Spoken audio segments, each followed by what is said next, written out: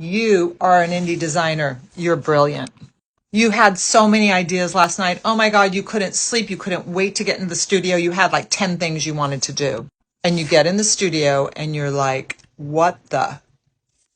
Your mind is full of so many things. You're going crazy. You don't know what to do. You don't know where to start. You're overwhelmed. You don't have enough time. You're thinking all these lack-based thoughts. Here's what I do when that happens. I go to this serger machine that just sews a straight line. I just start sewing. I just start sewing and sewing. Straight line. Put on the pedal to the metal. And guess what? Shortly, what happens? Something with the sewing, something with the straight meditative sewing frees my mind up. It like unlocks a piece of my mind. I look over there and I go, oh my God, that's what I wanted to do.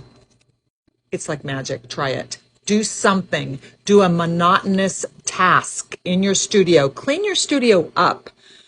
Fold some things. Suddenly, that emptying of your mind, the meditative act, you will remember your brilliance and exactly the incredible, freaking amazing artistic rebel that you are. Try it.